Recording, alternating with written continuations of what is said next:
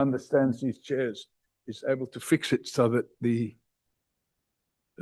when I lean back, it doesn't go away like that. Mr. Mpilo, let's assist. And No, I don't want to go down. Put it back up again.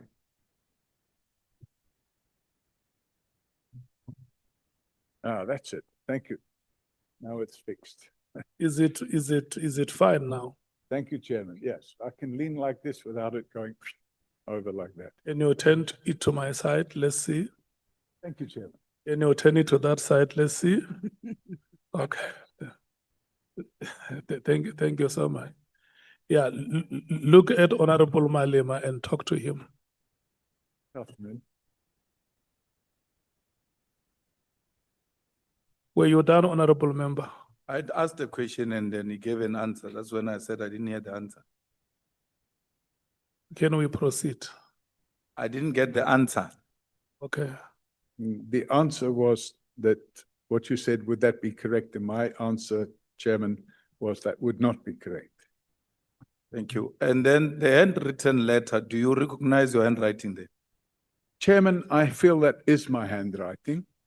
But as I said, 42 years ago, I'd completely forgotten about it until somebody showed it to me the other day. So, yeah, I believe it is my handwriting. Let's put it differently. Is that your handwriting on that letter? I believe it is, Chairman. Chair, what is the answer now? There is no answer. Is that your handwriting on that letter? I believe that's my handwriting on that letter.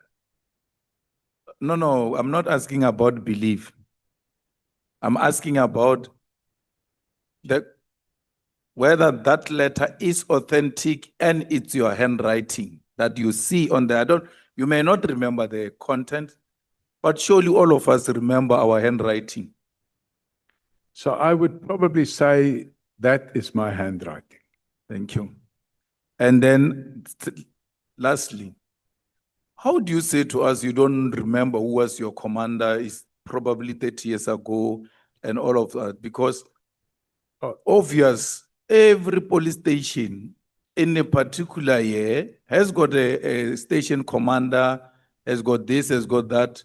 And those people that we worked with for such a long time, and then giving people certificates that are not recognized by any institution, and giving them awards which you bought from a shop or Discom or something like that. You should remember those people. There's no way you can work with people and achieve these things that you said you have achieved. And you don't remember under whose command, as a person who's trained in military intelligence, a person who has been a reservist without being a citizen in South Africa, and having served for such a long time, there is no way you cannot remember who was a commander of these operations, because the discipline of what you are doing actually requires that you know your commanders. Thank you, Chairman. I did not say I don't know who was my commander. The station commander in those days was Director Vermaak, and the detective branch commander was a Colonel Badenhorst. So, but I've never said, nobody said to me, who's your commander? And I've never said, I don't remember who my commander was.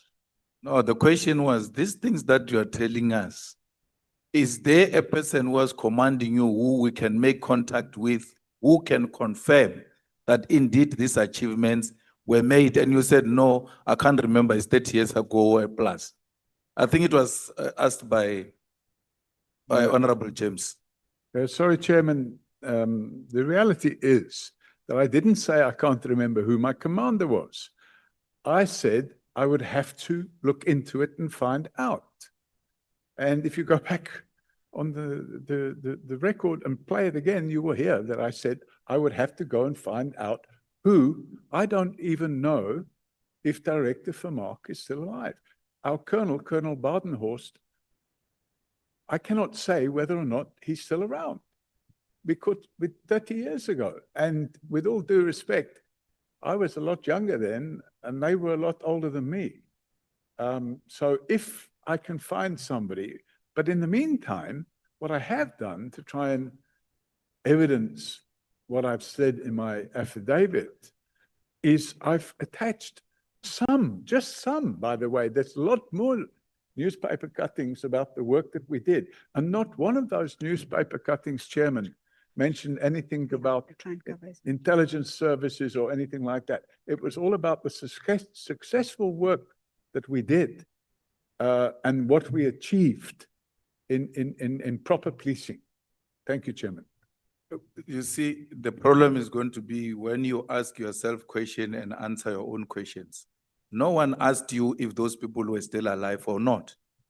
Whether you are dead or alive, if you have been my commander, I will still mention you as being my commander, and the files will dictate that, of course, the person is still alive or not alive. We didn't ask if your commanders are still alive or not. We asked, who can we reference this thing with, that these things that you are telling us to confirm, maybe your commander or any of the people that might have supervised some of your activities.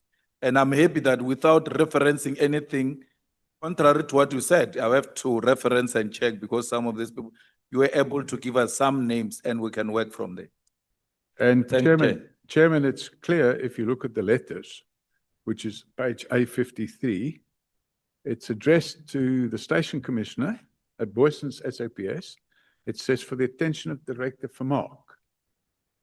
And it's signed by J. Schultz, Senior Superintendent, Head of Training.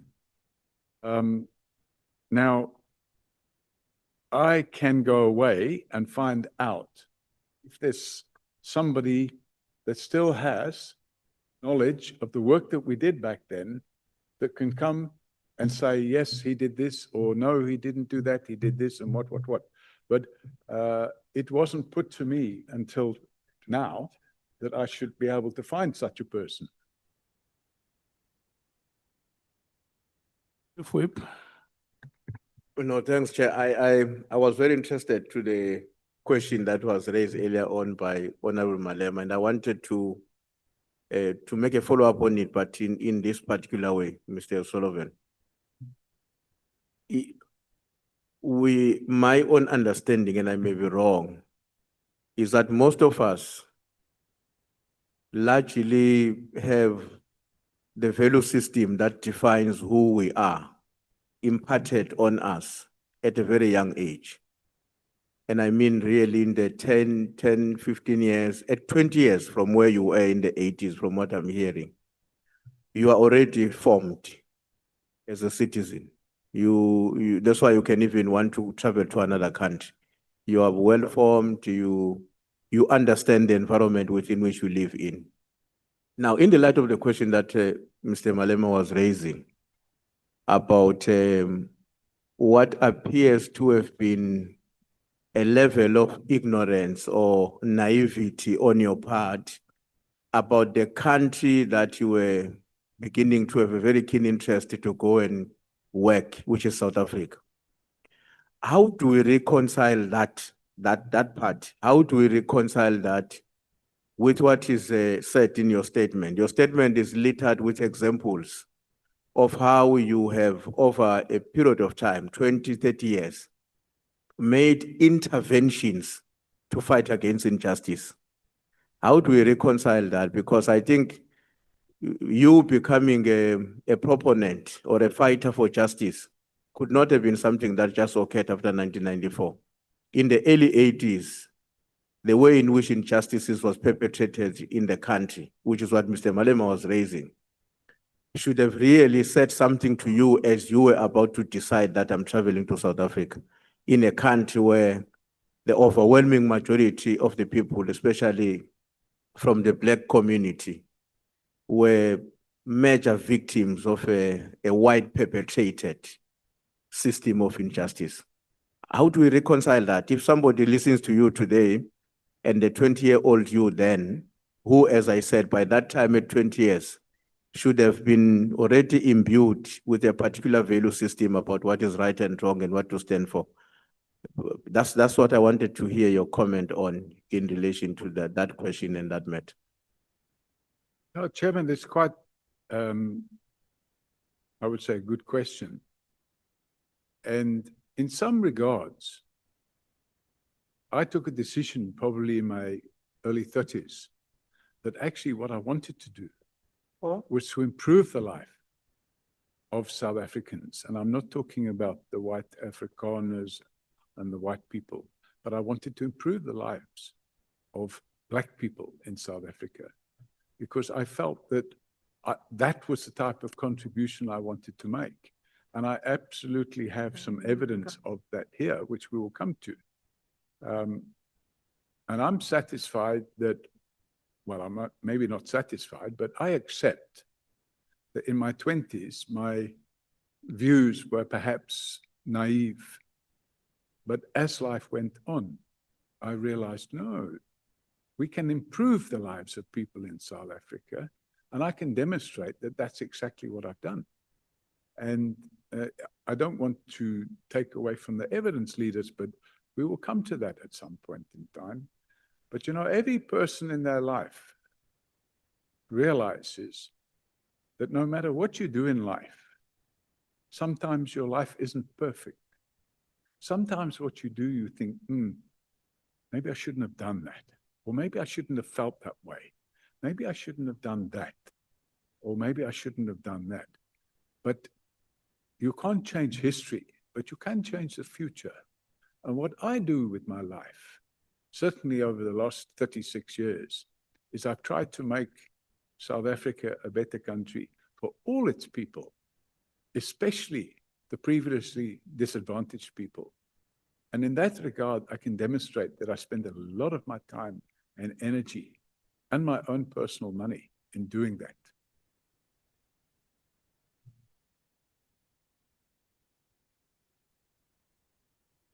Honorable Chief Ibayo. No, Chair, I wanted to say that the answer has not been adequate, but I'm prepared to live with what has been provided now.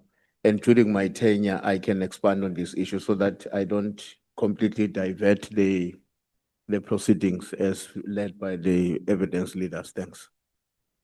I'm sorry to do this to you, Chair, but also to put it on record that in his affidavit, paragraph 6, he says, I came from the UK to live in South Africa in 1989, because he was trying to create a different impression that he came here in 1995. He came to live here in 1989 and he had business interest here way before 1989. It is in his own affidavit. Yeah, we will come to that. Just note it down, Mr. O'Sullivan, because Yes, Chairman, I didn't say. no, don't respond. I'm Okay. just saying note it down because we now have three dates. We have 1982, the year of the application of your handwritten letter and the letter of Mr. Watterson. There is 1989, there is 1995. Honorable Skosana. Thank you, Chair.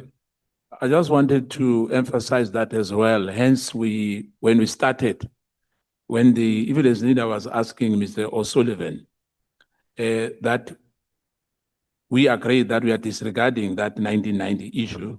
Hence, the letter was read for us here that in 1982, he applied for a work permit and the work permit was rejected. And I just wanted to remind him quickly that you remember that, you know, your friend who was an MP, Mr. Watson, what you said just now is contrary to what when he made an application trying to help you to get a work permit in this country, for you to, in fact, a permanent resident, for you to settle permanent in South Africa, that he said that you are the most educated, intelligent, and a very conservative political attitude which you can add to white community in this country. Now, the letter was written to Director General van der Merwe. Do you remember that? Chairman, I think I've made it clear earlier during intense questioning by the evidence leader that I saw this letter for the very first time the other day. Yes, but do you agree that the letter is legit? The letter is what? Is legit. Legitimate. It's legitimate. It's an authentic document. I'm not disputing it, but I cannot say anything about it because I never saw it before in my life. Yeah, so in other words, the context of that letter, do you have any problem with it? That you were an ex-serviceman club, that's where you met in the UK with Miss Frank Martin. When I saw the letter, I never recalled this fellow Waterson, never. When I saw the letter, I immediately raised it with Advocate Kise, and I said, oh, somebody showed me this, but I didn't have a copy of it to show her. And I said, oh, this is probably going to come up. No, thank you, Chair. When our time comes, we will really transverse on these matters because really they are very important. You know, we can't be misled. And I mean, Mr. O'Sullivan knows exactly what we are talking about here. Since 1982, not 1997 or 1996 or 1990. Thank you. Honorable Skosana, Mr. Paul O'Sullivan, he asked you whether you are happy with the motivation that is made in that letter for you to get a permanent residence. There is a motivation that you are educated, you are intelligent, Yeah. you are a conservative, and you are an ex-service officer. You can be very useful to the wide community of this country. Yeah. Are you happy with that motivation? No, Chairman. Okay. Honorable Ngola. No, Chair, I was actually coming to the very same point that I find the evidence by the witness very much gravely contradictory. You would have made an example of the 1982 thingy, and amidst that, he completely lost his memory when asked and pressed on the issue of the citizenship. When pressed by the evidence leader, I then moved on and spoke about 1987 November. In paragraph 6 is 1989. Then when asked by Advocate Mkize, it's now 1994 and 1995. So I think it suffices that we follow up that process we said we'll undergo, because if we take what has been argued before us, it's gravely contradictory, and it actually puts a particular image about the credibility of the witness in front of us. But I think we'll endure and try to get to the bottom of it. Thank you very much. Chairman, I can respond immediately to that. I never said in my affidavit that I became a citizen in 1989. I applied for permanent residence. I only got my citizenship in 1995. And I probably didn't bother putting that in the affidavit, or I forgot to put it in the affidavit, but I can assure you I was a permanent resident. I never became a citizen in 1989. I never had a South African passport until 1995. Chair, maybe let's take Mr. O'Sullivan on what he has written in his affidavit. The English here is very simple. In 1989, due to my investment in property, I successfully applied for permanent residence as a person of independent means. Successfully applied. That's what the English in your affidavit is saying. For permanent residence, not for citizenship, for permanent residence. There's a big difference between the two. When you get your ID book, Chairman, your last 3 digits in the ID book, if you're permanent resident, it's my ID number then ended in 185. It now ends in 085 because I'm a citizen. Let's proceed. Kabazel, Thank you, Chair. you have shown us the patience of a mother. I think I've just broken this. Thank you, Chair.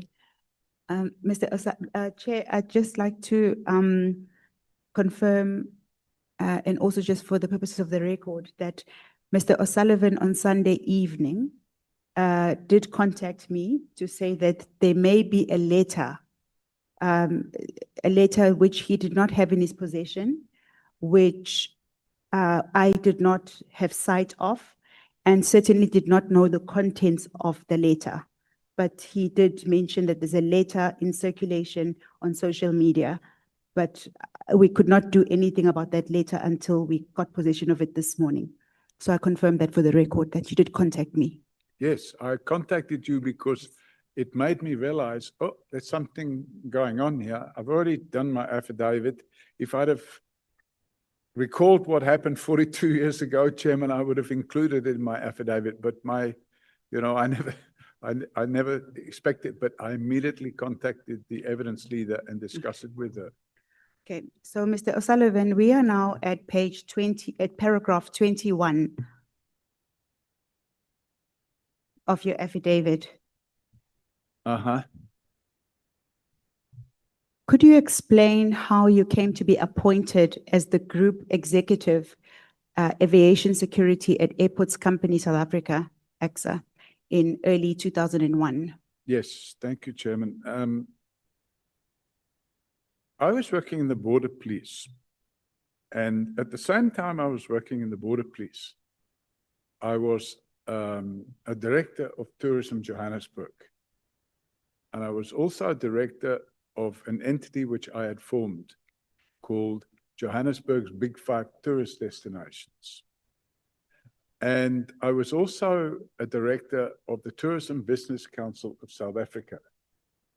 And the reason for that was I was involved in the tourist industry in what we call tourism plant. And I'm talking about hotels and properties with a tourist inclination on them. And while I was working at the airport in the Border Police, I had recognized some issues involving tourists that were getting victims of crime after arriving in the country and having issues outside the airport. So I sat with the tourism police unit that I was a member of, and I pulled our resources. I said, guys, we've got to do something to stop this nonsense. So what we started doing, we involved the permanent police members. We were a reservist unit of about 35 members, but there were permanent members at the airport as well, Chairman. And we involved them, and we sat down and we had a think tank. And we came up with the idea of swapping shifts and moving things around so that we could make the airport a safe environment. And that fitted in quite nicely with the other activities we were involved in, which was to prevent human trafficking. So what happened was we needed additional facilities because there were not some facilities that we needed.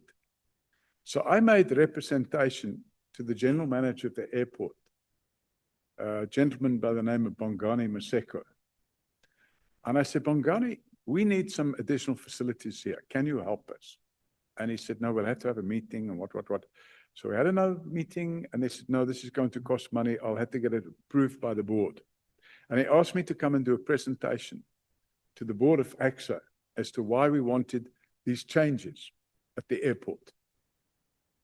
And the board approved the plan and we implemented those changes. And then about 3 or 4 months later, we were able to demonstrate that we'd taken crime down at the airport by 35% in 1 year. And then I was approached by the chairman of AXA, a gentleman by the name of Mashuda Romano. And he said to me he wanted to have a meeting with me and Dalla Oma. Now, Is that Minister? At the Dalla time, Oma. he was a minister of transport. Okay, so if you could just maybe mention him in his official Okay. capacity. Thank you. I knew Minister Oma from previous engagements with him because there had been some problems with, at that stage, he was a Minister of Justice. And while he was Minister of Justice, we'd had some problems with the policing at Johannesburg Central Police Station. There was some leakage with suspects, where suspects would come into they would have to go upstairs. I'm sorry to interject, Mr. O'Sullivan, but I am now referring to your time at AXA. Yes. We've passed the time as a reservist Sorry. at So then, Worcester Square. Monsieur Romano said to me that he wanted me to meet with Minister Dalla Oma. So, and he said the reason he wanted me to meet with him was he wanted me, they were going to create a position on the board of Airports Company South Africa. And that position would be Group Executive Aviation Security. And he had given an undertaking to Minister Oma that when he was appointed chairman of AXA, Minister Oma had asked him to ensure that if he made any new appointments at a senior level within AXA, that the appointments should not be white people. So he then introduced me to who I already knew, Minister Oma. And we had a coffee at the airport. And he explained to Minister Oma the things that we had been able to achieve with bringing down crime at the airport. And then both he and Minister Oma invited me to apply for a new position, which they were going to create, which was this position, Group Executive Aviation Security. Did you interview for the position? Yes, Chairman, they published an article, what do you call it, an advertisement in the Sunday Times, and they told me I would have to apply for it, which I did. And I was shortlisted with 2 other persons, and then there was an interview, and they took a decision to appoint me. At paragraph 22, you talk about the normal hiring process. Is that what you're referring to after you were invited to apply for this newly created role? That's correct, Chairman. Which coincidentally, you also were the successful candidate. That's correct. Okay. What was your mandate at AXA? My mandate was, Before change. sorry,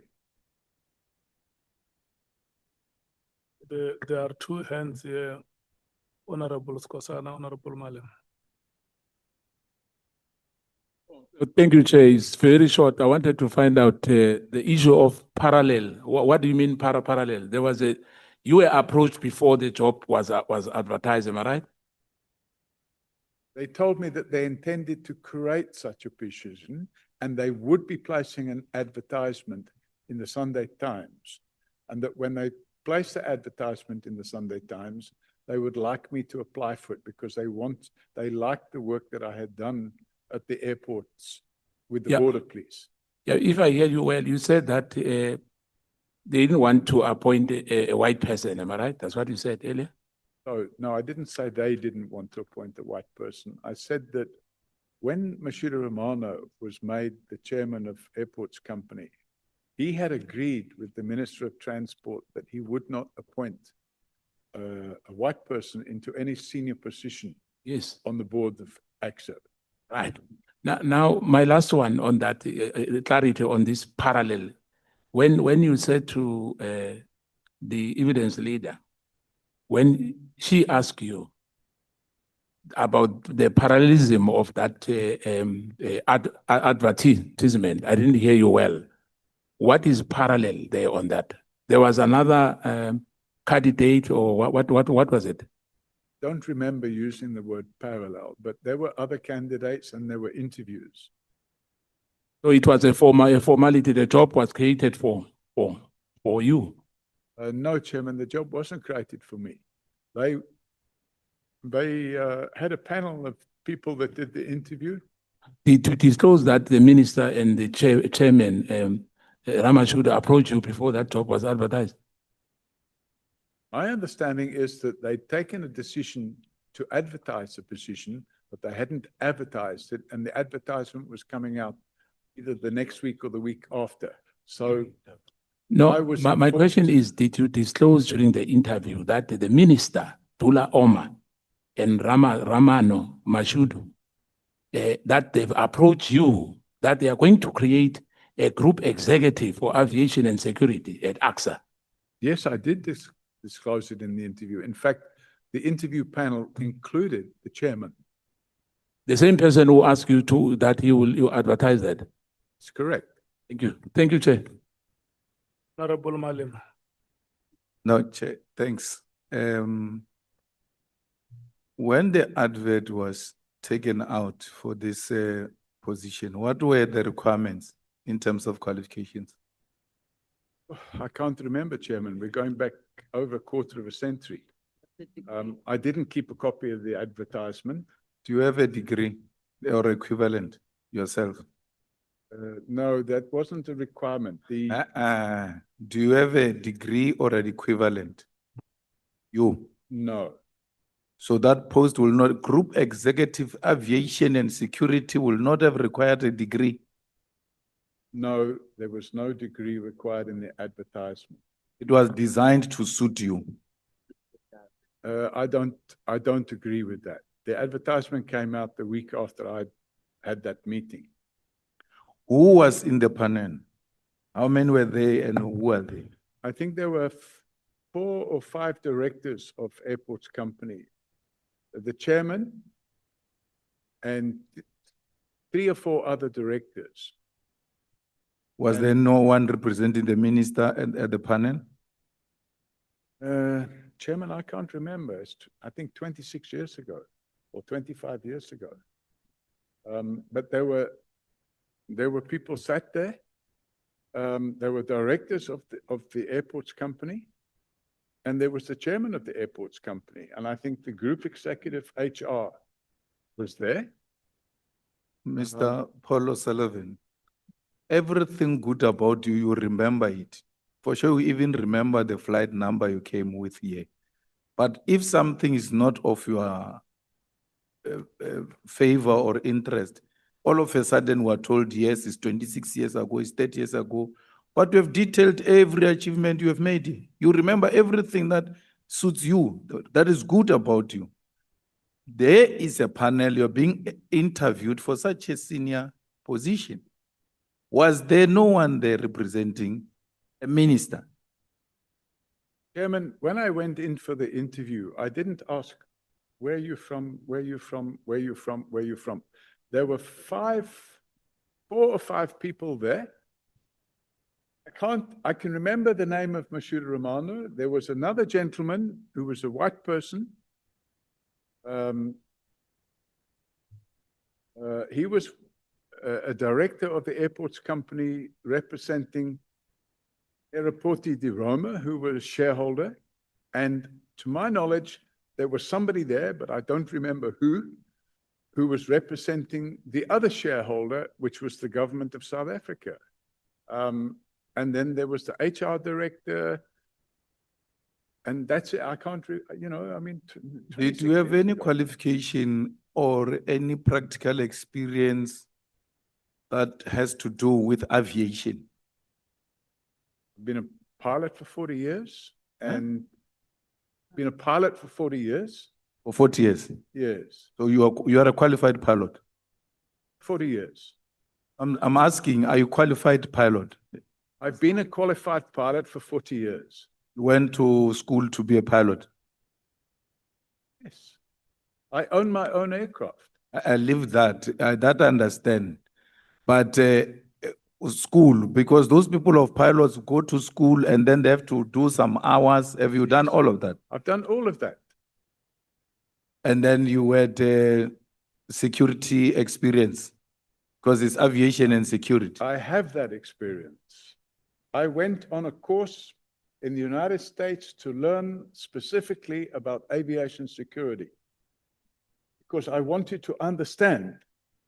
There's an organization called ICAO, which is the International Civil Aviation Organization. and they have a training center where they train people and they qualify them as aviation security specialists. So will you be able to give us a certificate of that aviation security that you went to America for If I can, and your pilot certificate? well, I can show you my pilot's license right now. No, no, not license, school, the school. Where you attended school, obvious, when you finish, they give you a qualification. Will you attach it? Will we get it tomorrow? If I can, what do you mean if tomorrow? If I can find it? Two things, please try to find them. Chairman, One of aviation security institution that you attended to in America, and the qualification, not license. Because there is a certificate that you get, which will tell us where did you go and do your training, and then how many hours did you serve before you qualified to become a pilot? Chairman, I wouldn't have any, I didn't fly to Cape Town with all these documents, knowing that I would be asked these type of questions from 40 years ago. The reality of the situation is, and there is my pilot's license. I have a pilot's license. I didn't buy it on the street corner. I did my training. I have my own aircraft. I fly my own aircraft on a regular basis. You know, I wouldn't know if you bought it at your own street corner if you don't give me the qualification. The ticket doesn't say anything. When it comes to academic qualifications, that ticket you are showing me doesn't mean anything. I want certified documents that come from a recognizable institution that confirms that you went training to become a pilot and you passed the certain levels of the requirements, and the institution in America to check if that institution is recognizable institution and its qualification is recognizable.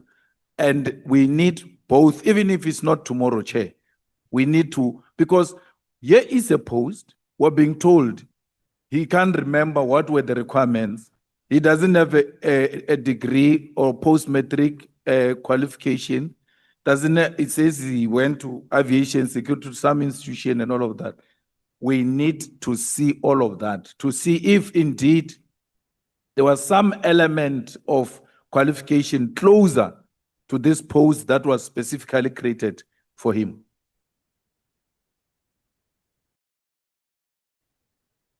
Honorable Nomvalo. Yeah, thanks, Chair. No, I just want to confirm one or two things. So, Mr. O'Sullivan, you said you were approached by Ramano and Mr. Dula Oma, correct? No, I didn't say that. I said I was approached by Mr. Romano, who wanted a meeting, Ramano and who wanted a meeting with the Yes. minister. And So he they arranged a said meeting, and then I met them. Bonani says they are not related. No, I know he's not talking about the Ramano we have here. But what I want to check is, so then they persuaded you to apply, correct? They said you must consider They invited me to apply, to apply. yes. And then were you vetted before you were Pardon me? considered for the job? Were you vetted? I don't know what their internal mechanisms were, but I'm assuming they carried out the normally. No, my question, I think, should start like this. The first job that you did was being a detective at the airport, which was a national key point, correct? Correct. The airport was the national key point. What was your responsibility Worked in the border police there, as a police? yes. Were you vetted? No, So you worked as a police at the airport, which was a national key point, without being vetted. they may have vetted me, I don't know, but I was a reservist. So you had no a clearance certificate. My knowledge, not. Okay, no, thank you, Chair. Honorable James, you will be the last and we. Thank you, Chair. I'll save my questions for later, but I just need clarity. In 1997, when you got the spade job, was it as the group executive or was it at border control management? I didn't hear what job? The job when you started, you said earlier on in 1997 was your paid job at the airport. All right. You were dealing with drug-related trafficking and working at border control. I'm trying to understand, was it a paid job via SAPS or was it this group executive job? And no, Chair, I was a police reservist. You were police reservist, I was a police reservist at the airport. working at border control. Border police, not border control. Border police. Border control was carried out by the immigration department. So you were police reservist responsible for drug trafficking. No, Chairman, I wasn't a police service responsible for drug trafficking. I was a police reservist in the border police. And we were involved in a lot of activities, which included human trafficking, drug He's saying that. prevention. It was crime prevention. Okay, I'm gonna leave it for later. And then also, just to make 100% certain, you have no other qualifications, nothing. You don't have any law qualifications, engineering, nothing, No, completely unqualified. completely. Nothing in law, nothing in engineering. That's correct. I'll get back to this later. Matric, do you have a matric? We don't have matric where I went to school. That's a South African qualification. Anything equivalent to a matric? Of course I have. What is that? We call it O levels and A levels, but I mean, we're talking about 40 years ago, or 50 years ago. You were group executive. No qualifications. Of course, I had qualifications. With all respect, Chairman, you know, being an engineer doesn't fit in with group executive aviation. Point, a aviation security auditor. I was a person that carried out aviation security audits. So I had all that training and all those skills. I'm going to leave it at that, Mr. O'Sullivan. You must remember what you told this committee now when I come back later. And this is why it was very important for you to have a CV as part of your statement. Then we wouldn't have been having this. I was there. Thank you, Chair. Mr. O'Sullivan, just for purposes of my clarity, you've just testified that you have no degree. That's correct. Okay. Earlier, you testified that you have an electrical engineering degree. No, I never said I had a degree. I had a high national certificate, which is just one step below the degree. So you do have a post O levels qualification. Absolutely, yes. And what is that qualification? Engineering, electronic engineering. Electronic engineering. It's a high national certificate. Where did you obtain it? Manchester, Manchester Technikon. correct.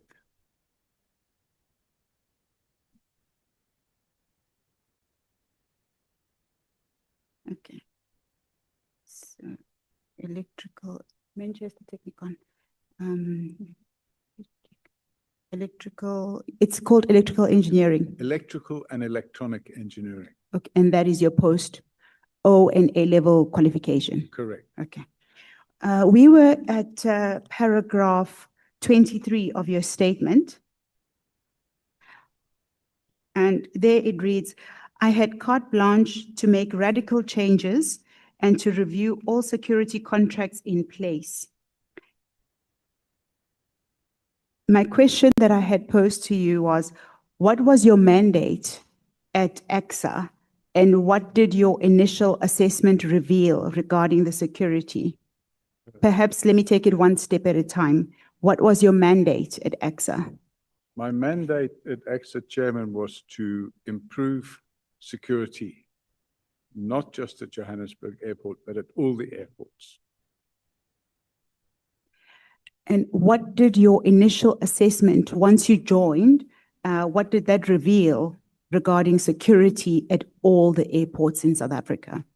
My initial assessment, Chair, revealed that the security wasn't up to the standard it should be, and that there was corruption within the service provider environment.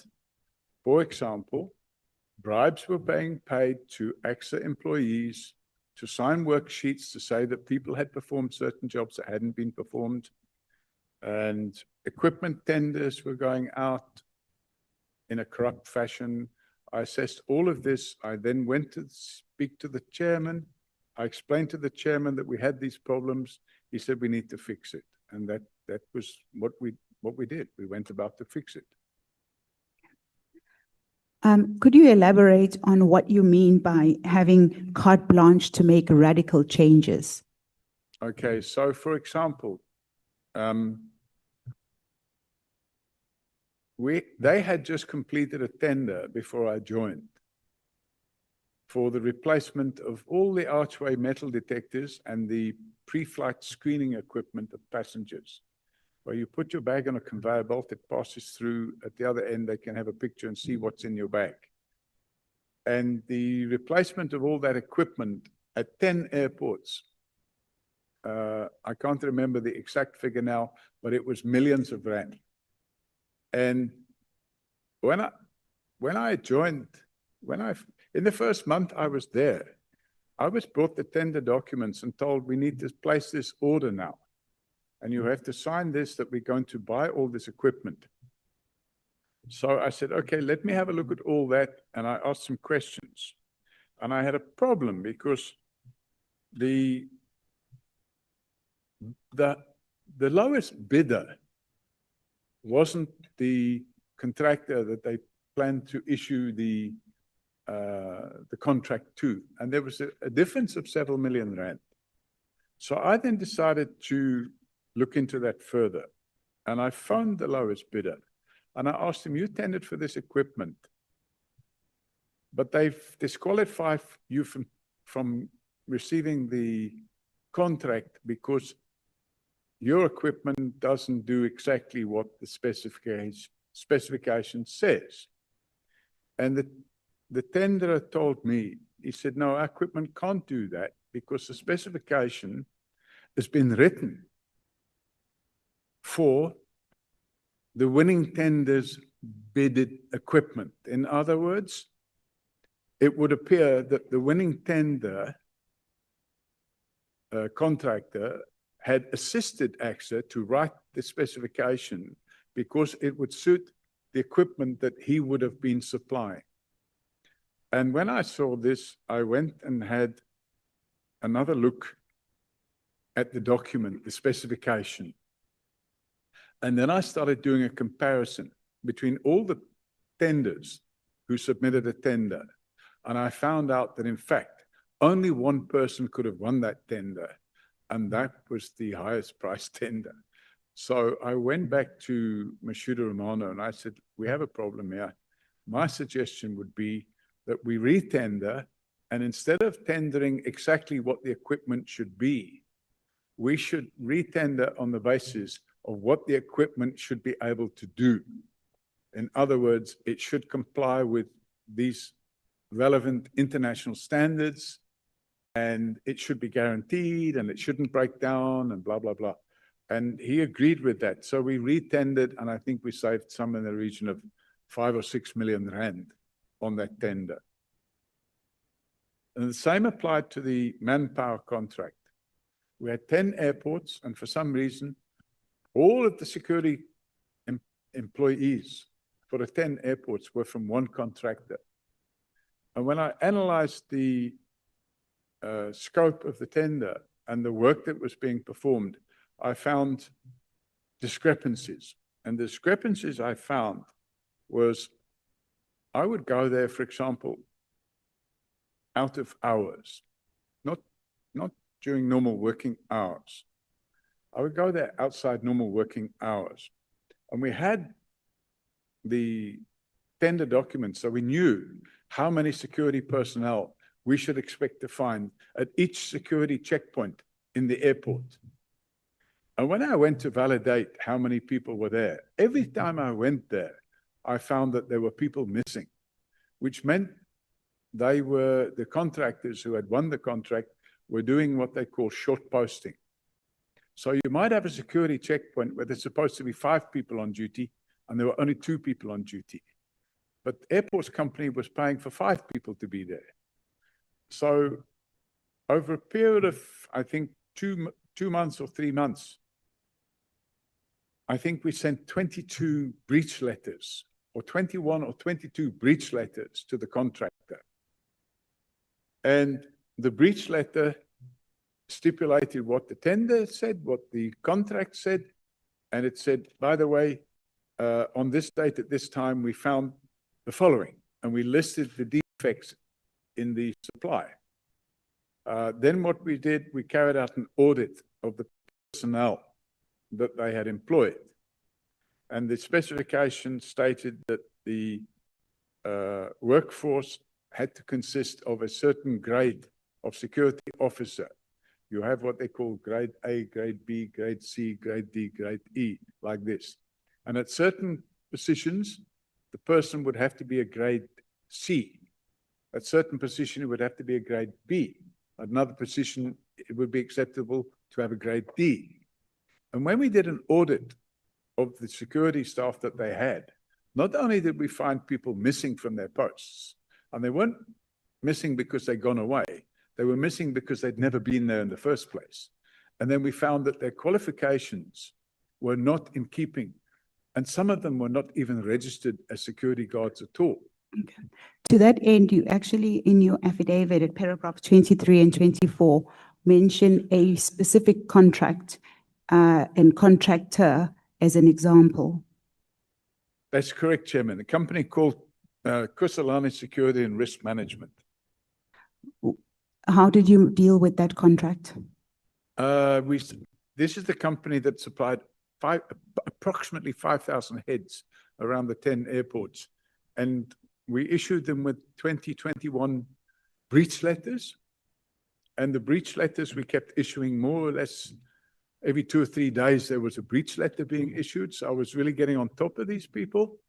And then I happened to be in the United States when 911 took place. And I was shocked at what could happen if aviation security didn't go according to plan. So when I came back, I met with the chairman and I said, look here, I think what we don't need in South Africa right now is a 911 or something of that equivalent. We need to get rid of this contractor, and instead of having one contractor doing all the airports, my suggestion is that we have a different contractor at every airport so we don't have all our eggs in one basket. The chairman agreed, and then we started a process to cancel the contract and to bring in new contractors. Okay, following the cancellation of the Kusalani contract, you opened a criminal docket. Correct. What did the investigation uncover regarding payments to senior? Why did you open a criminal docket? We opened the criminal docket because, Chairman, I invited the contractor to supply us with proof of their VAT registration and proof of their VAT payments, and they refused to supply it. So I opened the criminal docket not only for that, but some of the employees of the contractor had come to me privately and told us that their employer was deducting UIF, pension contributions, and when they asked for a certificate to show that their pensions had been paid up, they could not provide such a certificate. So I opened a docket alleging fraud in respect of VAT, UIF, and pension contributions. And the investigation resulted in the CEO of the company going on trial, and he ended up getting 5 years in prison. We are at paragraph 25 of your statement. What did this investigation for which you opened dockets uncover regarding the payments to senior AXA employees? Okay, so Chairman, we found that within the security environment, the security department of Airports Company, we found 1 or 2 people that approached me, and they said to me, listen, you know, I even took sworn statements from them because they said on such and such a date, they were given an envelope which they had to pass on to this person, and so on and so forth. So I went to the chairman, Mashudu. I said, Mashudu, we have a problem here. We need to get into this. He authorized us to appoint an outside company to come in and do an investigation. And that company, we pointed them in the right direction. That company provided evidence of bribes that were being paid to AXA employees to sign off worksheets that people have been at work when they hadn't been at work, what we call ghost employees. And the bribes have been paid. So all those people ended up getting suspended and then dismissed. In those days, Chairman, Act 12 of 2004, which is the Prevention and Combating of Corrupt Activities Act, didn't exist. It had only been promulgated in 2004. So we just dismissed them based on the fact that they were dishonest.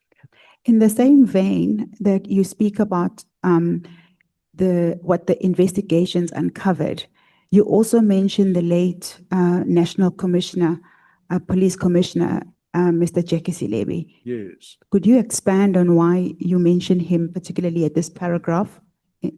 Yes. So, Chairman, I mentioned Jackie Silebi because after we took a decision to cancel the contract, and when I say we, I'm talking about myself and Mashuda Romano. And then what Mashuda Romano did was he called an urgent executive board meeting where the whole executive group of AXA endorsed our decision before we issued the cancellation letter. After we issued the cancellation letter, strange things started happening. The first thing that happened was I got a phone call from the then Deputy National Commissioner of Police, a gentleman by the name of Andre Price. And he wanted an urgent meeting between myself and Jackie Silebi and himself at the airport. And the purpose of that meeting was to inform me that the National Key Points Act was going to be changed. And the change to the National Key Points Act would result in national key points no longer falling under the army, but they would fall under the police. And therefore, they did not want me to cancel any contracts until they had changed the National Key Points Act. And when we discussed that internally in AXA, we considered that request to be unlawful. We asked for it to be put in writing. It was put in writing. And then we still took a decision to cancel the contract because they were asking for us not to cancel the contract. Yet the contractor was in constant breach. He wasn't able. To give you an example, Chairman. Mr. O'Sullivan, I'm sorry to interrupt Yep. you. We're just running behind with time. My question was quite specific and it had to do with the late National Commissioner. Yeah. Could you just expand specifically on what you uncovered in the investigation in relation to him? So, Chairman, what I uncovered was that he was a friend of the CEO of Kusalani Security, a very close friend. And I didn't obtain any prima facie evidence at that stage, but I had received information that he was also a friend of the head of the security at the airport, and that together they were looking after the contractor who in turn was looking after them. So after we issued the cancellation letter, strange things started happening. The first incident that took place was that somebody tried to shoot me.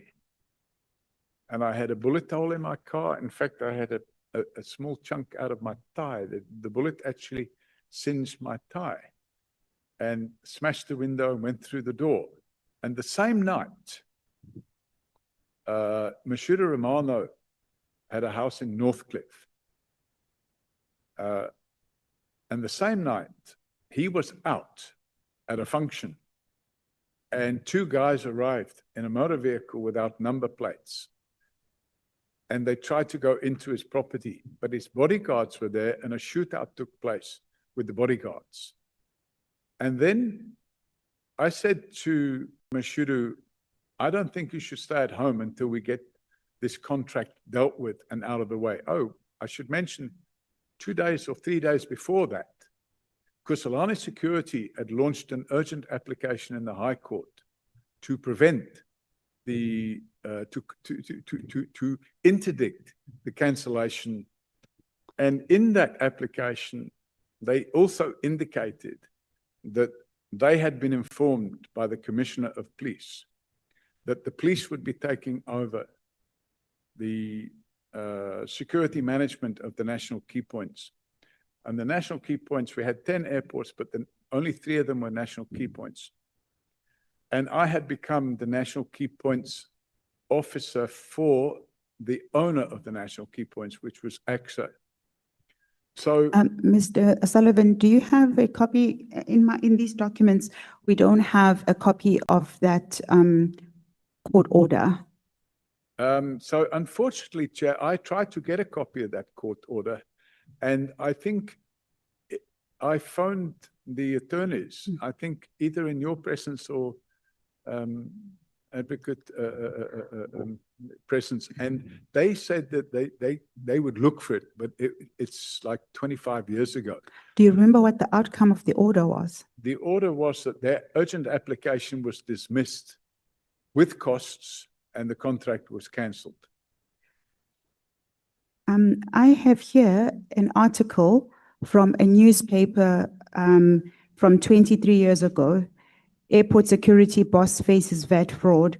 What it says is that the Kusalani security settled with the airport and its contract ran its course, but it was not renewed. What is your comment to that? No, the contract was cancelled. In fact, we brought in a number of other companies. And to my memory, one of the companies was Fidelity. There was another company called Protea Security. And I still remember somebody accusing me of being a shareholder of Protea Security, which at the time was owned by Tokyo Sequali Velapanda Group. And we replaced Kusalani completely and they were gone from the airports. Okay. I would like to then bring you back to my question before we went down the road of talking about the cancellation of the contract. It's still unclear how the late former national commissioner features in this specific contract. But to that end, I can take you to paragraph 26 of your statement. Yes, okay, thank you. Before paragraph 26. Yes. You mentioned that he was one of the people that where you conducted an investigation and you found that he'd been somewhat involved with Kusalani. Correct. At paragraph 26, you then mentioned that whilst Mr. Mashudu Ramano was in hiding during October 2001, which is the incident that you've just described, that there was a shootout outside of his house. Officials. Chair, Yes. that's not correct. The shootouts had taken place before then. And then he was in hiding. Yes. So That's what I'm intimating, Yes, that okay. whilst he was in hiding after the shootout. after the shootout. Yes. Yes. Whilst he was in hiding after the shootout, during October 2001, police officials reporting to Silebi tracked Romano to the hotel he was staying at. Could you expand on that statement? Yes, Chairman. He was arrested and detained as allegedly being an illegal immigrant. And on the day he was arrested, I didn't know he'd been arrested. In the afternoon, I think in those days, the Mail and Guardian used to come out on a Friday or Thursday. I can't remember exactly what day it is. But on the day in question, I got a phone call from a journalist at the Mail and Guardian who told me, by the way, you know, we're going to ask you some questions. We're running a story tomorrow. And I said, okay, what are the questions? He said, well, first of all, do you know that your chairman is an illegal immigrant? And I said, no, he can't possibly be an illegal immigrant. I know his family because after I became friends with him, which we did, I had flown to his mother's funeral. In fact, I flew him up in my plane to his mother's funeral in Thohoyandou. So I knew that he wasn't an illegal immigrant. But what had happened was, unfortunately, his ID book, his name was spelled wrong. His ID book was spelled Ramango instead of Romano. And he explained that to me as being because when he was born, his mother went to the police station to register his birth. And she gave the name, and the policeman who wrote down the name wrote down Ramango instead of Romano. So, but he knew that he was a Romano, not a Ramango. So after that, he had to rectify. But in the meantime, this reporter then accused me of being a shareholder of Protea Security or being a shareholder of Mvelapanda. And I said, no, that's rubbish. He said, I've got your bank statements here. Your bank statement shows that you received R500,000 last week or the week before. Did you receive R500,000 from Yeah, I just- Velapande?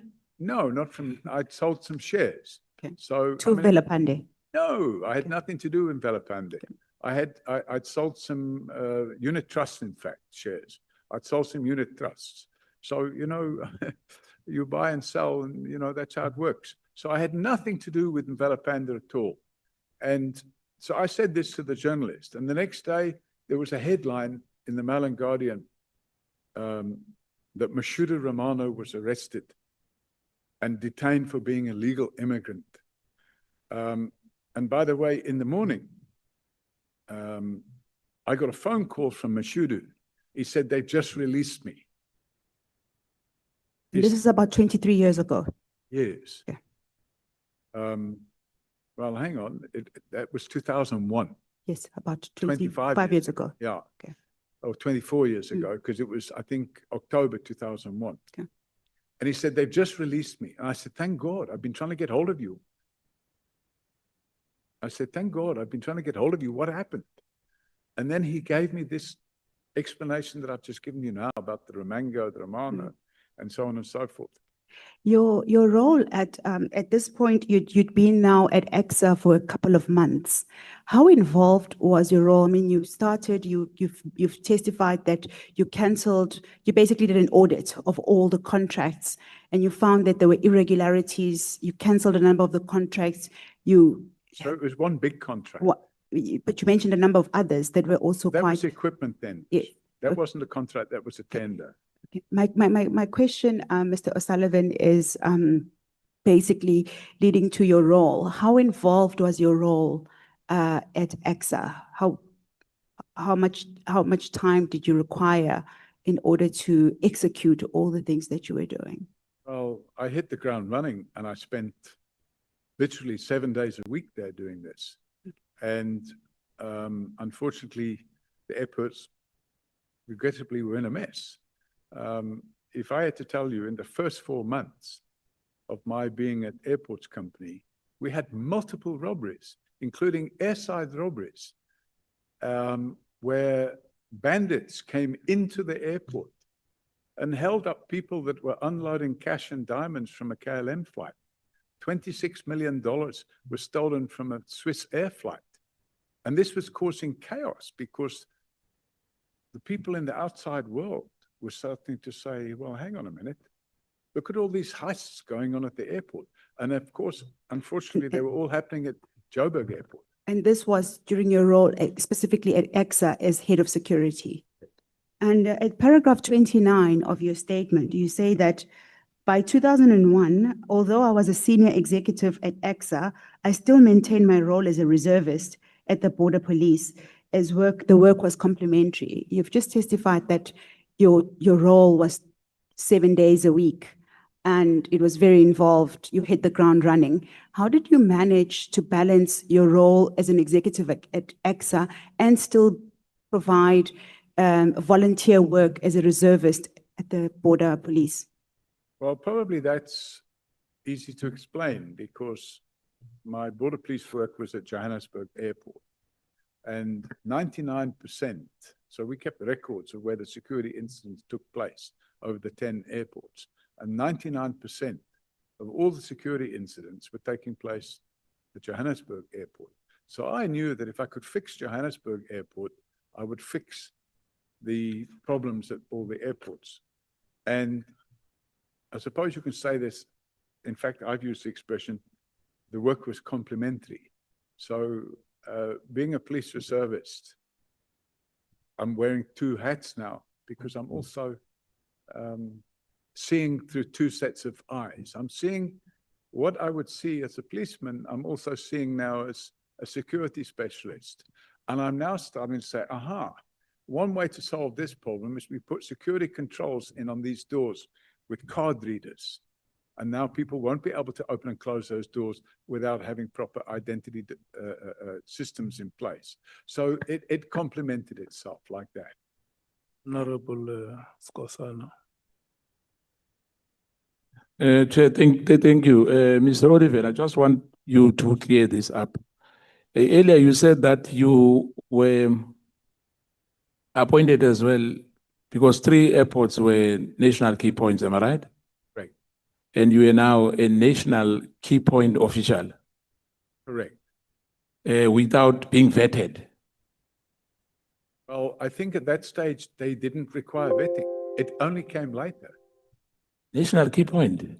Yes. At that time, National Key Points Act did not require the people to be vetted.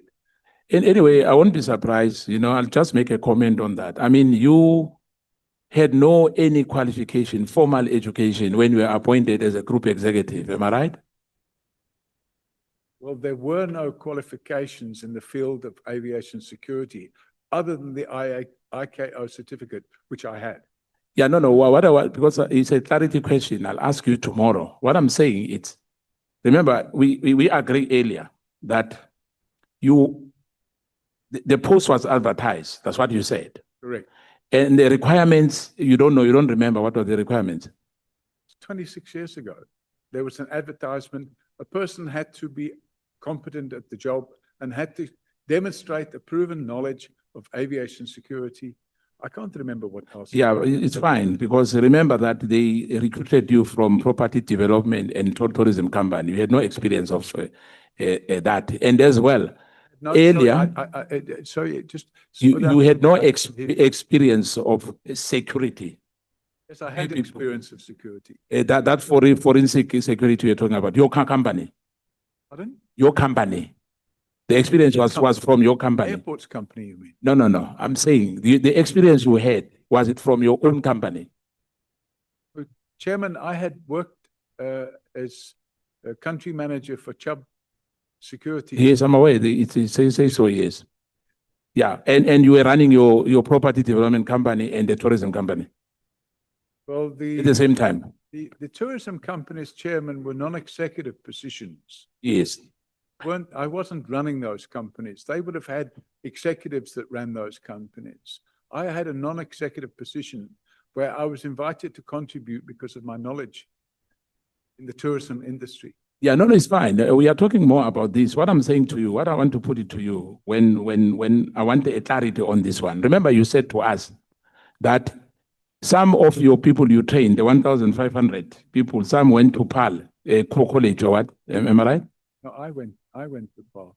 Only you? It might have been some of the others who went there, but they did their training in Johannesburg. Yeah, but at the later stage. Okay. I wanted that only for you to say to us that the each which is asking you.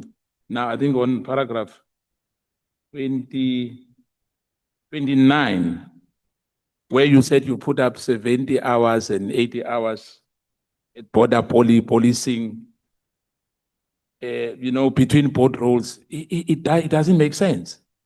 Why not? You said there were 13 airports, am I right? No, 10 airports. 10 airports, yes, the 3 were. And now you were able to run that as well and the border. I worked 70 to 80 hours a week. By the way, still do. When? Okay, honorable member, let's proceed. It's fine. We'll see tomorrow, Chair. Honorable Malema. Thanks, Chair. The evidence leader is leaving a very important point. She tried to ask you about Jegis levy in relation to the cancellation of that big contract. And you have not said anything except that funny things started happening to you, and policemen that are reporting to him, I would imagine, it's a national commissioner of police report to him, went to arrest Ramano, and they said no, he's an illegal foreign. So I don't know. I don't see where does Jegis levy get in relation to this cancellation of this contract. Okay, I'll repeat what I said earlier, Chairman, which is that Jackie Salebi attended a meeting which had been arranged by Andre Prins, who at the time was the Deputy National Commissioner for Operations. And the purpose of the meeting was to inform AXA that this is after we sent a letter of cancellation to Kusalani Security. It was like 3 days later. The purpose of the meeting was to inform us that he, Jackie Salebi, was going to arrange for the cabinet to take a decision to move the National Key Points Act responsibility from army to police. And because of that, he wanted a situation where the current incumbent, namely Kusalani Security, would not be fired, but they would still be in place. Their contract would not be terminated. So as a result of that, as I said earlier, we had a meeting internally in AXA, and a decision was taken that we could not accede to that request for a number of reasons, and the main reason being that they were undersupplying on the posts, they were committing fraud, they were committing corruption, and they were leaving gates open, and they were allowing major security issues to take place. No, I understand that. I want to know, did Jegis Levy say with his mouth, do not cancel a Kusalani security contract in that meeting? Yes. What evidence do we have about that? It was a meeting. I didn't record it. I didn't. The minutes? Pardon? Are the minutes of that meeting? There were letters sent. I mean, 25 years ago, I don't have those letters now. No, not letters. There were letters sent confirming what he had said and confirming that AXA had taken a decision to go ahead and cancel the contract anyway. Okay. And then the last question from me, you never had a vetting certificate to be such a senior person dealing with aviation security at a national key point. There was no legal requirement for a vetting certificate at that time. That's fine, but you never had a vetting. I never had one because there was no legal requirement for one. No, that's fine. Whether legal requirement or not, you never had a vetting. As I said. You were never vetted in your entire life. As I said, I never had a vetting because there was no legal requirement. Okay. Okay. Can we proceed? Thank you, Kabasa. Chairperson. We are at paragraph 33 of your statement. You say that subsequently your contract was terminated from AXA. What was the reason for the termination of your contract? Because Jackie Salebi had intimated, well, he had gone to NICOC or NICOC, I don't know how you say it, and they had changed the rules, and anybody that sat on the National Aviation Security Committee would have to have a security clearance of secret. And I would not be able to get such a security clearance because I had dual nationalities. So I could no longer sit on the National Aviation Security Committee. And as a result of no longer being able to sit on the National Aviation Security Committee, and as a result of the representations that Mr. Salebi made to the new CEO of AXA, a decision was taken not by the chairman. The chairman tried to stop the decision from being taken, but he was now non-executive because we had a CEO now. A decision was taken to give me 3 months' notice and terminate my position. So you were terminated, your contract was terminated because you did not have security clearance. Yes, and Okay. because Jackie Slaby had secret meetings with the new CEO and agreed, they looked at my contract. She got a lawyer involved, and the lawyer advised her that there's a clause in his contract that says you can give him 3 months' notice, and that's what happened. But it was, the reason was due to you not having security clearance. Correct. Okay, we can move on. After leaving AXA, how did your understanding of Mr. Selebi's corrupt relationship with Mr. Glenn Agliotti develop? So, whilst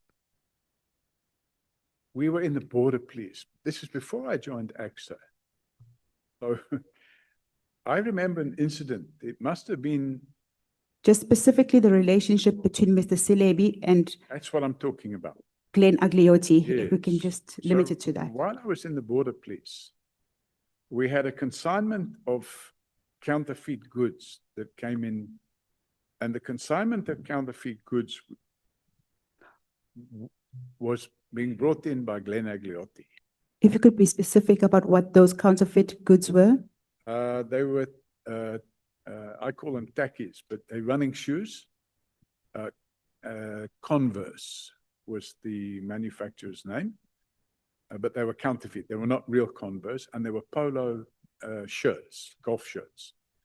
And they were listed on the waybill as being secondhand clothing for charitable distribution to previously disadvantaged communities.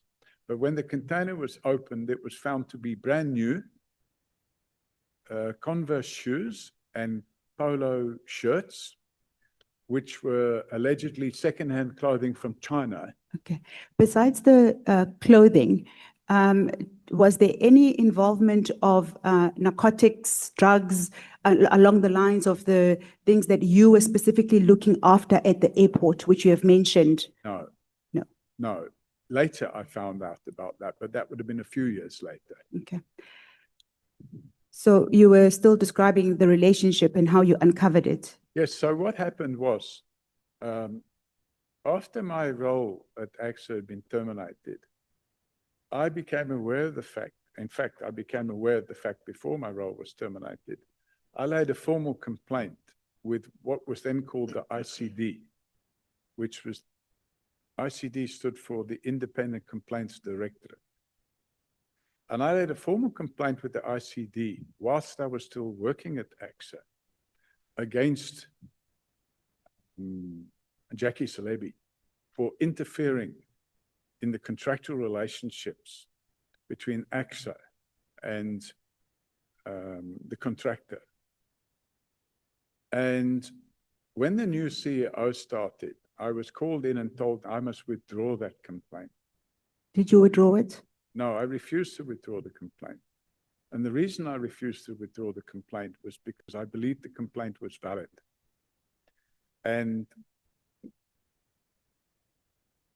I was then unlawfully suspended.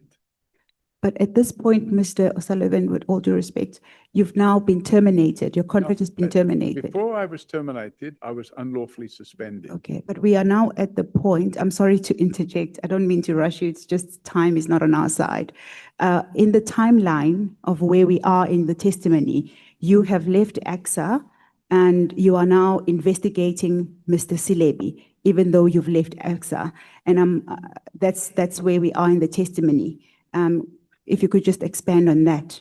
Okay, so Chairman, after I left AXA, I went back and carried on with my property developments. Actually, I was still involved with that anyway. I started building houses for sale again. This developed, I think, 2 developments in Bedford View, and I built some houses in Kempton Park and some others in Dainfern. But while I was doing all that, I decided to look into Jackie Selebi because I was aware, I had no evidence, but I was aware of this relationship between him and Noel Grenier. Him And and, Noel Grenier, okay, he was the CEO of Kusalani Security. And I considered that a corrupt relationship. So I arranged a meeting with, I'd made this complaint with ICD, first of all. Secondly, after leaving AXA, I lodged a formal complaint with what was then called the Scorpions. I had a meeting with the Scorpions in Silverton, in Pretoria, and I provided them with all the information that I had. And they told me, yeah, it doesn't look good, but there's no prima facie evidence there.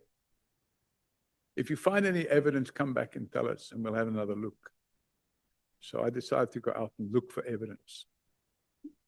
And I got that evidence. And the first evidence I got was I got a phone call from a captain in the police at Sandton Police Station. And he told me that there'd been a robbery at a house, like a townhouse, you know, a luxury townhouse in School Road in Morningside. And that the person that had been robbed, his next door neighbor, was a guy called Glenn Agliotti. And when this captain went there, he went into the next door neighbor's house, which was Glenn Agliotti's house, because the house where the robbery had taken place was being treated as a crime scene. So the captain went into that house and he met with this person. And then while he was talking to this person and taking a sworn statement from him, Glenn Agliotti was talking to somebody on the phone, and he handed this captain the phone. He said, "Here, it's the Commissioner of Police. He wants to speak to you."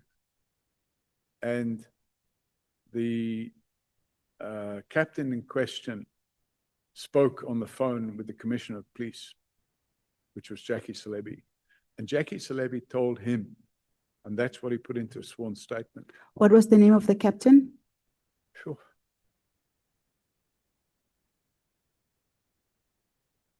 I can't remember. Do we have any supporting evidence Yes, I don't to have that it, but it's effect? on the docket.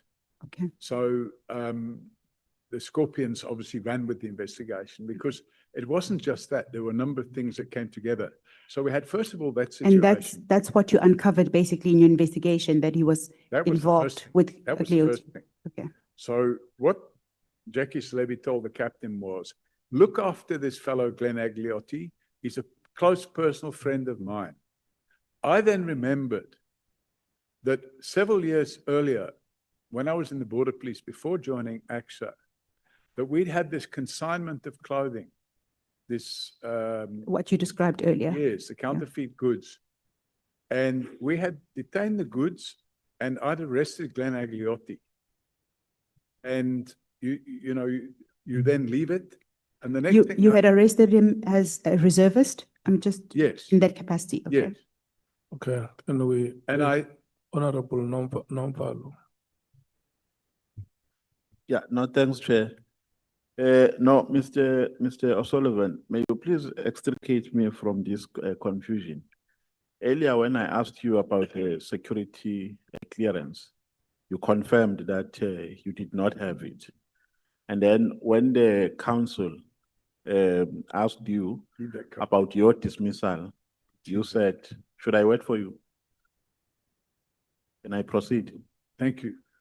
When the council asked you about your dismissal, and then you confirmed that you were dismissed by Mr. Jackie Celebi, because you had no security clearance. And the justification, according to your logic, for not having a clearance, a security clearance, is that there was no legal requirement at the time. Is that correct? So, almost correct.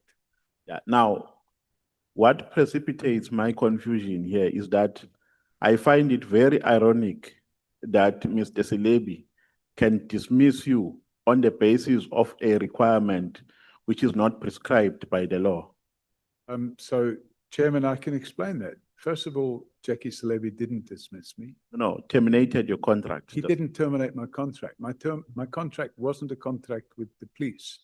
My Yes. contract was a contract with Airports Company South Africa.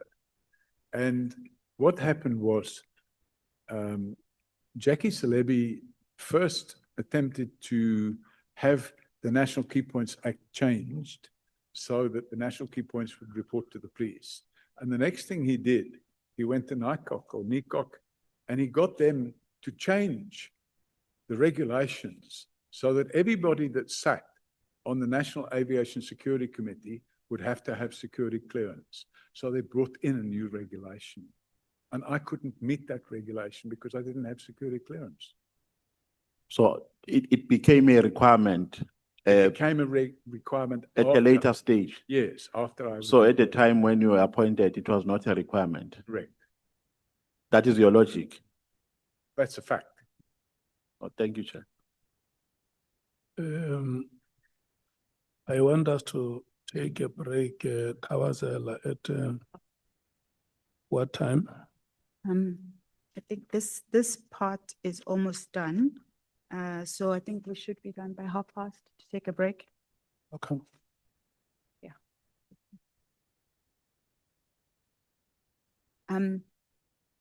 Mr. O'Sullivan, if I can just then maybe just to wrap up this part of your evidence, you say that, I'll just read it into the record. Under Salebi, this is at paragraph 37. Under Salebi, the police was effectively captured by the criminal underworld. I'll give you an opportunity to just give your final comment. With many criminals having friends in the police to keep them out of prison, the growing trail of evidence and media exposés were starting to take their toll on the relationship between Salebi and President Thabo Mbeki. This is very similar to what has been testified regarding the events that led up to the 6th of July. The narrative is quite similar. However, in 2006 and 2007, President Thabo Mbeki tried to help Salebi in the return of securing his own political future in Polokwane. And it goes on, it can be read into the record.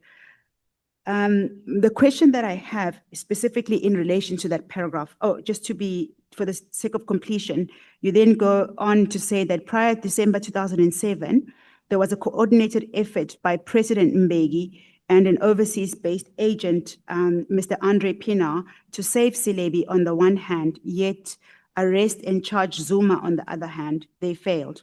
President Mbeki and Pienaar's plans fell apart at the ANC elective conference in Polokwane. And you complete your paragraph by stating that the disbanding of Scorpions was intended to curtail high-profile corruption investigations, particularly with regard to those near and dear to the senior politicians.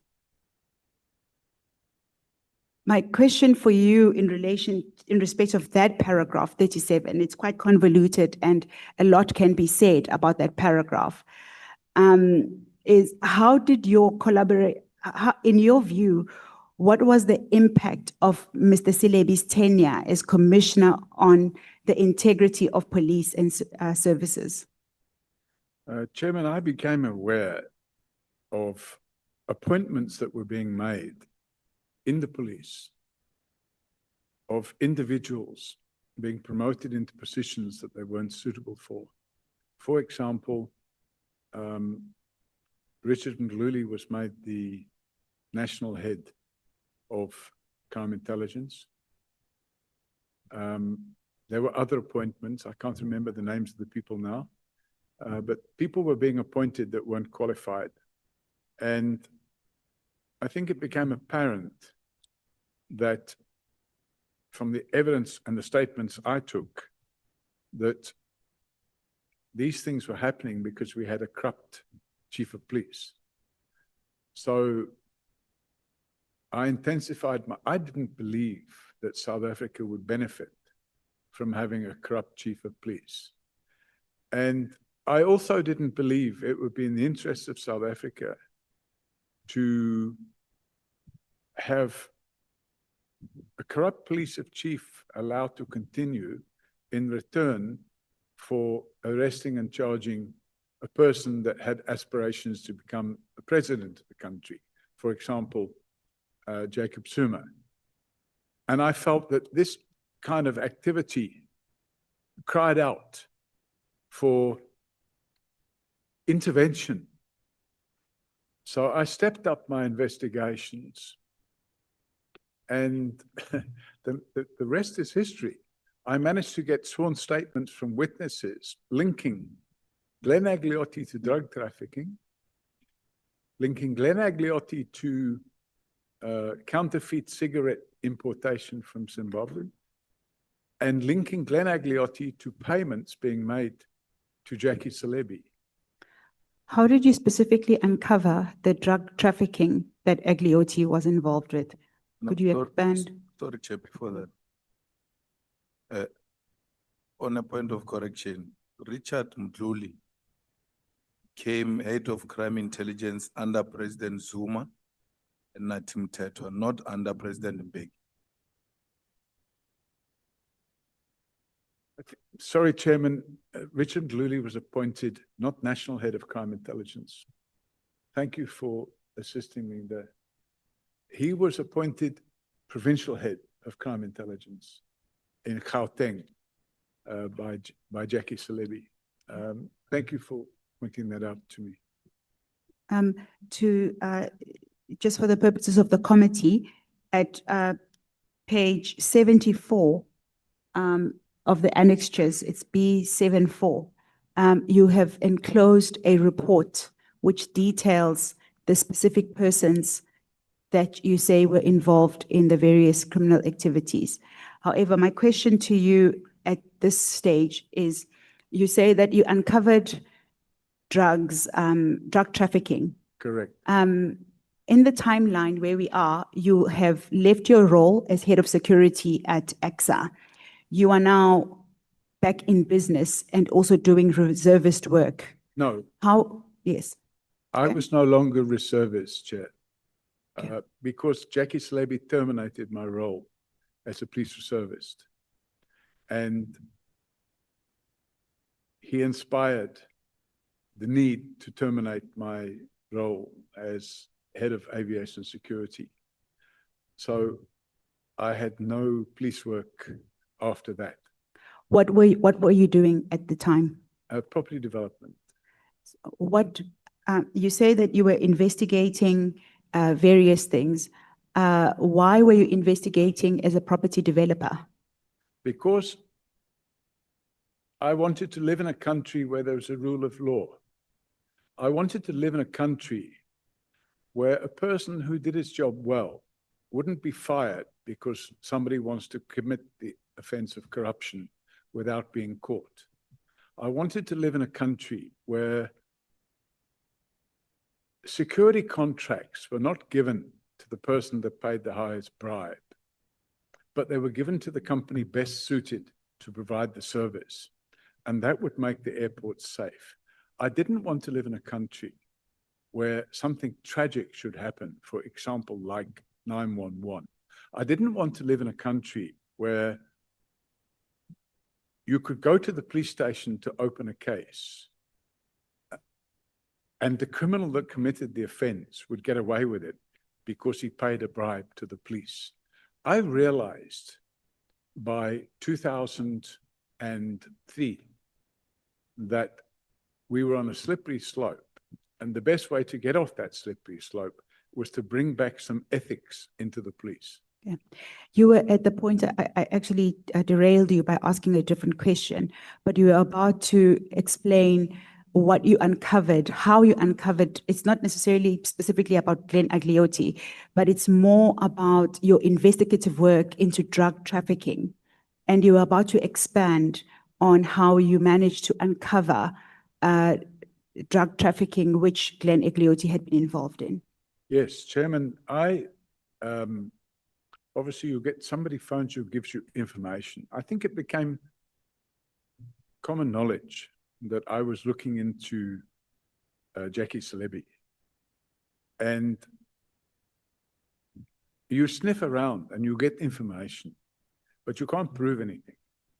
But somebody gave me a tip-off that actually, if you want information, this fellow Glenn Agliotti is involved in drug trafficking, and this is how he does it. But I had no evidence. So I decided to go and get that evidence. And I was given the name of the company and the name of the person that managed the company that imported the narcotics and distributed the narcotics. So once I had that information, I then realized, well, hang on a minute. I can go to that company and see if they can provide evidence. So I arranged a meeting. It just coincidentally happened. It sounds like you stumbled upon that Yes. evidence, but in Yes. fact, you were investigating the former commissioner. Correct. Okay. So it just so happened that when I was a police reservist, I had been running a drug-free schools project in my spare time. And that drug-free schools project resulted in us, a team of us, going around all the schools and explaining to the children how drugs are bad for you. When did you start that project?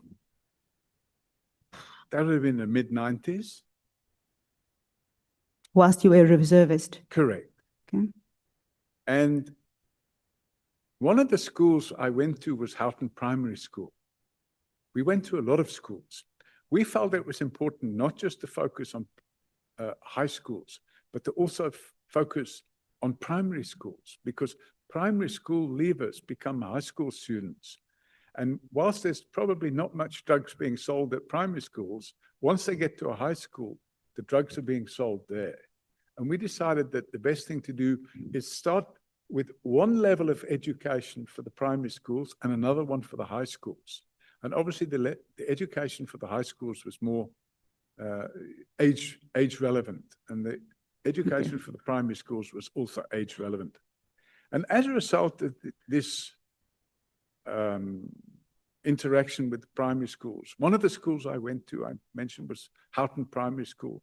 And the headmaster there happened to be the brother of the father of the guy that was running the transport company that was moving Glenn Agliotti's drugs around. What was the name of the person who was moving the drugs around? Anthony Dormel. Okay. So I arranged a meeting with Anthony Dormel's father, which is Chris Dormel. And we had a meeting at their house, be about 20 years ago, maybe more. And we had a meeting at the house. And when I had that first meeting, I suggested that I would like to have a meeting with the son.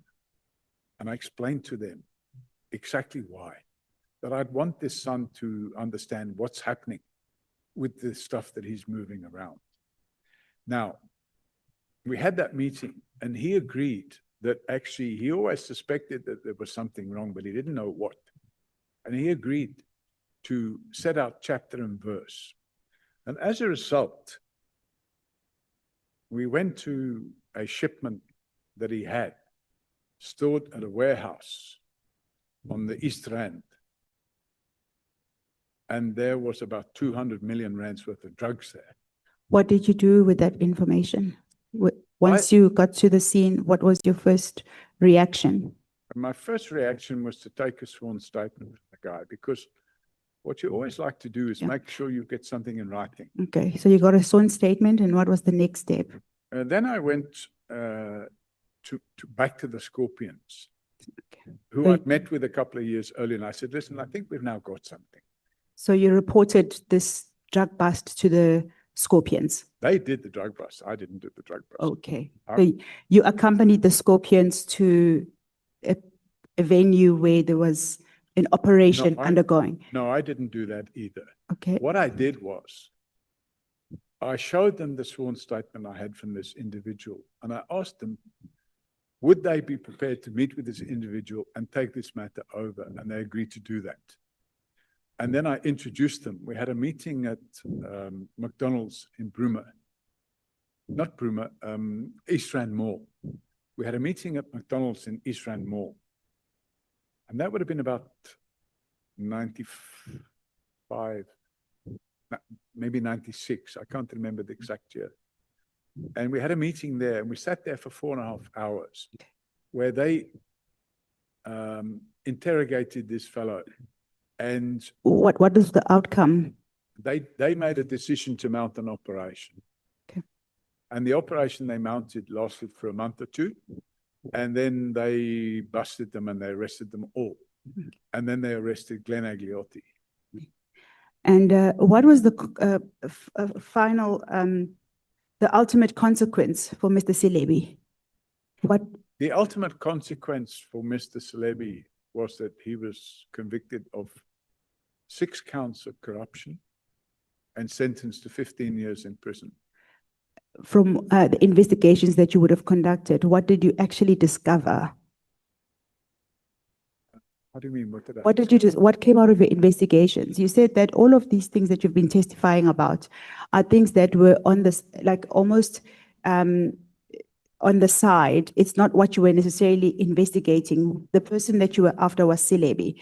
But we've spoken about the various things that have came out of the investigations, but not specifically linking to Commissioner Silebi. Yes, so what happened was I was getting some challenges, shall we say. I got a tip off that there would be an attempt on my life, that I would be murdered. So I started taking more precautions. And then I got a tip off that actually, you know, they decided they couldn't get to me, so they would murder my family. So I moved my family out of the country. And that was in 1996. And then the Scorpions, through their investigation, had dealt with the drugs, the 200 million rands worth of drugs. They'd arrested a number of people. Some of them pleaded guilty and went to prison. They arrested and charged Glenn Agliotti, and they arrested and charged another gentleman by the name of Clinton Nassif. And they entered into plea bargain agreements where they agreed to plead guilty in terms of Section 105A of the Criminal Procedures Act. They agreed to plead guilty and get a suspended sentence and then give evidence about other activities. And the other activities they gave evidence about were the payments that they had made to Jackie Silebi. Okay. At page 14, at the top of your statement, you say, based on the case I had assembled against him, speaking about Silebi, the then President Kgalema Motlanthe terminated Silebi's contract. In 2010, Silebi was convicted and sentenced to 15 years. This sentence, this paragraph implies that it was as a result of the investigation that you had conducted against Mr. Silebi. Yeah, Is that correct? Perhaps that's a little bit too much, because in fact, what I had done, I carried out an investigation which triggered the production of the evidence, which led to Jackie Silebi being arrested and charged. Okay. So if you know, it's like anything else. I had started work which became the catalyst for the criminal charges which he faced. What was the motivation for you investigating him?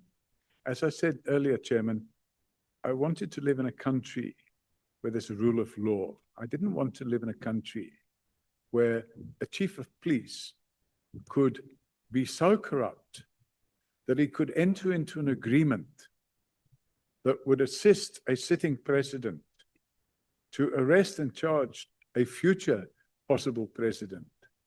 Because I felt that that was like completely wrong, regardless of what and at the time, I didn't know the then who became President Zuma, I didn't know him from a bar of soap.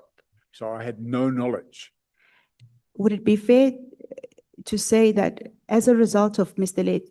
Silebi not granting you security clearance, you then investigated him? What would your comment be to that statement? Yeah, I think that's not correct. And the reason it's not correct is because it's like a domino effect, isn't it? If you don't do this, this will happen, then that will happen, then that will happen, then that will happen. He was going behind my back and having secret meetings with a view to having me dismissed. Why? Because we refused to kowtow to this idea of allowing his friend. In fact, I went a step further. The criminal case I opened against his friend resulted in his friend going to prison for 5 years. So he just badly wanted me out of the way. And because of the lawlessness of that conduct over 2 or 3 years, I just decided, no, the country doesn't need a commissioner of police who's involved in that type of criminal activity. So I took it upon myself to do the preliminary investigations. And when I handed it to the Scorpions on a plate in 1990, whatever, 5 or 6, there were prima facie evidence, but there was more than that. Would you say there's a relationship between Commissioner Selebi's arrest and the disbandment of the Scorpions?